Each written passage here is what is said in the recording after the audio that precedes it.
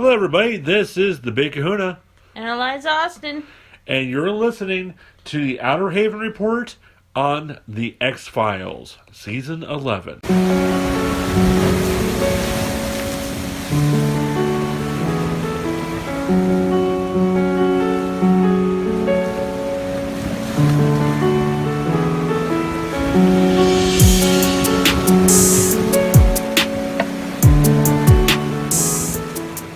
Okay, everybody, so we are back for 2018. As promised, we are doing the return of one of every nerd's favorite shows, The X-Files.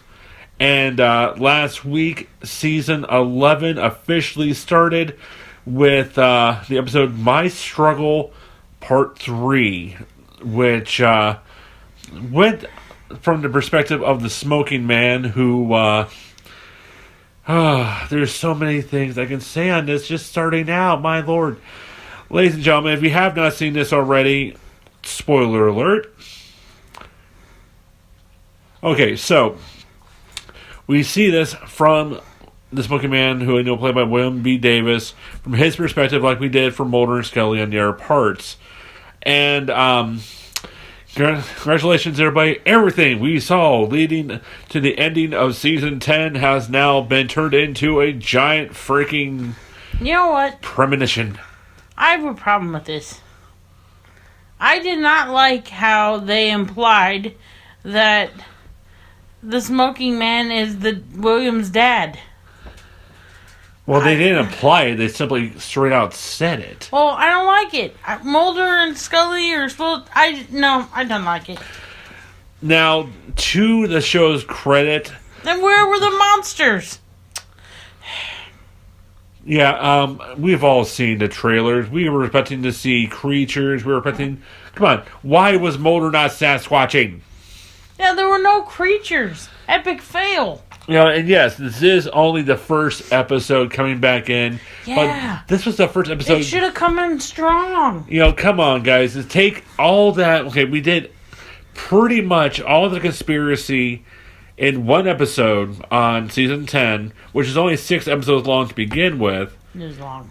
And, yeah, it felt like a very long 6 episodes, you're right, and completely over the place. But we're going to get into that here in a little bit.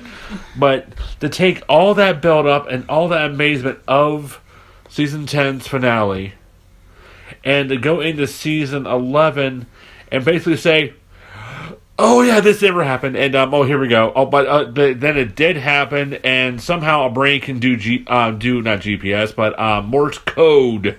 Yeah, no. Come on, X-Files, guys. All right, look. I know it's a conspiracy show taking the far reaches, but for Skinner to be looking at a live MRI and go, that looks like a message to me, I call BS. Yeah, no, there was a lot of BS dished up on this show. And I love X-Files, and Mulder and Scully, you know, like Gillian Anderson and our amazing David Duchovny did amazing jobs with this. But Chris Carter, you kind of missed the mark with this. And I'm not, and artistically speaking, I can kind of see where it's coming from, but like The Last Jedi, this one just kind of, it missed the mark a little bit here. Well, I'll just let Luke say it for us. It didn't turn out the way that we were thinking it was going to. So, we want to know what happened to Scully with this new issue she's having, which we have no time reference on.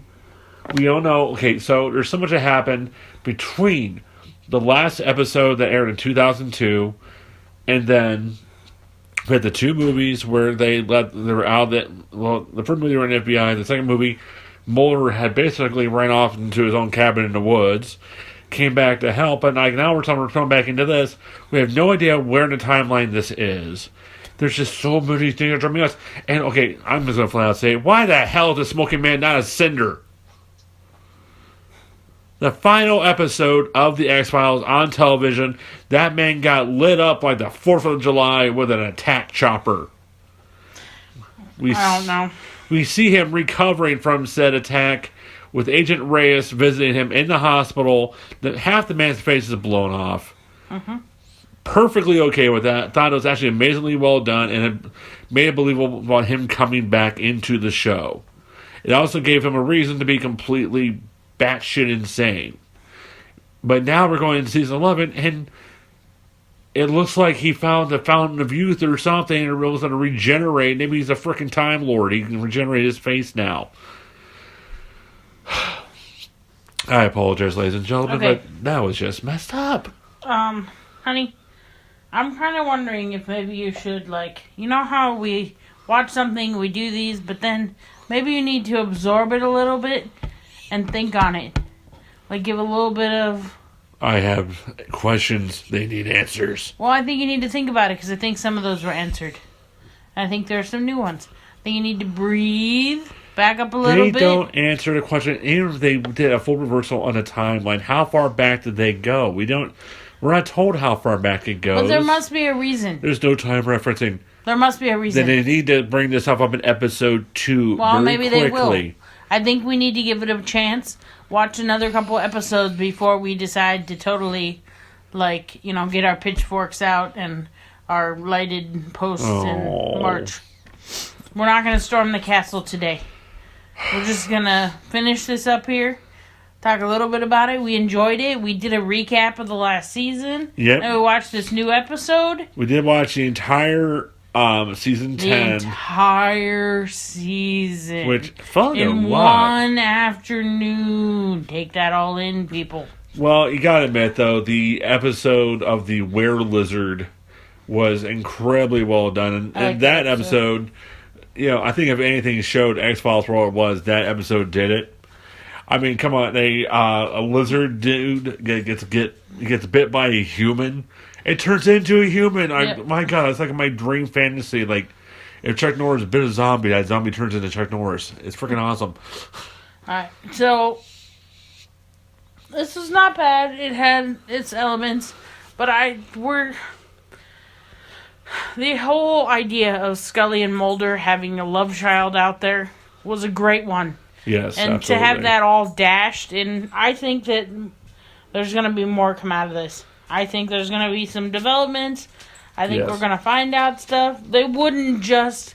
Because then they really have nowhere to go. If they're just going to go, like, here, boom, carry on. That people aren't going to like that. Yeah, and the talk was that, from Chris Schroeder himself, that they're returning more to the X-Files roots with this particular season. Because the last season was so... They're trying to reignite the fire when they did a great job with that. That's what we're having this season. But there's questions that need to be answered. And just from what we saw in the previews, I know this is going to be absolutely amazing. But yeah, they need to do more with William.